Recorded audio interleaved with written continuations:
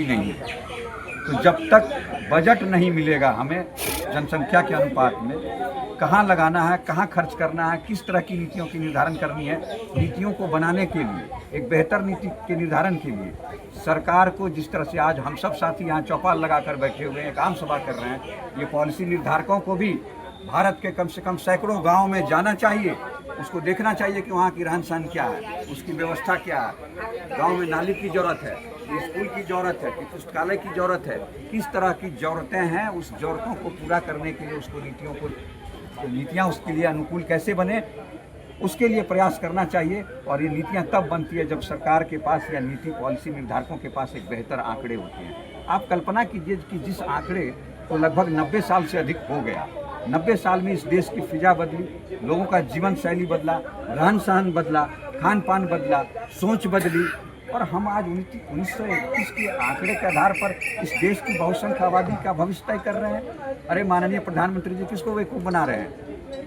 सिर्फ वोट चाहिए इनका, इनके वोट पर आपकी शासन चलती है, आपकी सरकार बनती है। आपको विचार करना चाहिए।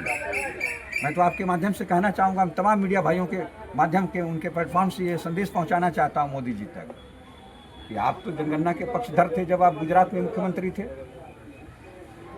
आपकी पूरी भारतीय जनता पार्टी की टीम, शरद जी उन दिनों एनडीए कन्वेनर थे, सब लोगों का समर्थन था, संसद में आपका समर्थन था। आज आपको क्या हो गया? आप आज बोलने से क्यों चुप हो रहे हैं? आप मंत्रियों से बुलवाते हैं, कोई मंत्री आपका कहता है जाति जनगणना नहीं होगी। आपने तो समान जनगणना रोक रखा है, कोविड का बहाना बनाया, कोविड खत्म हो गई, सारे चुनाव प्रचार चल रहे हैं, लाखों लाख की भीड़। अभी आप यहाँ बगल में करके झंझारपुर में आप गए, दरभंगा, मधुबनी। आप इसके पहले भी आए, लगातार देश भर में आप घूम रहे हैं, और जो जनगणना हर 10 वर्ष में सामान्य जनगणना होती थी उसको भी आपने नहीं किया, रोक के रखा।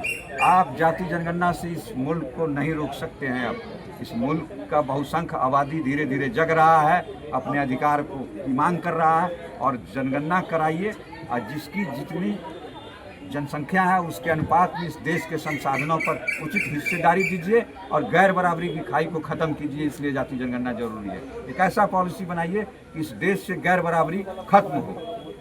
इस देश में हर वर्ग के, हर जाति के बच्चों को, हर वर्ग के लोगों को उसके जीवन शैली में गुणात्मक सुधार आए, एक बेहतर शिक्षा नीति बने, एक बेहतर स्वास्थ्य नीति बने।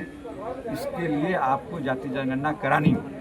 आज यानी आप लोगों को जागरूक करने के उद्देश्य से हम लोग एक आम सभा करके एक फैसला लेने जा रहे हैं कि हम लोग आगे की रणनीति किस तरह से क्या प्लान करेंगे, और उस विषय पर समय समय पर आपको हम लोग अवगत कराते रहेंगे। चलिए, परिचय दे दीजिए। राज नारायण, राष्ट्रीय संयोजक जनहित अभियान।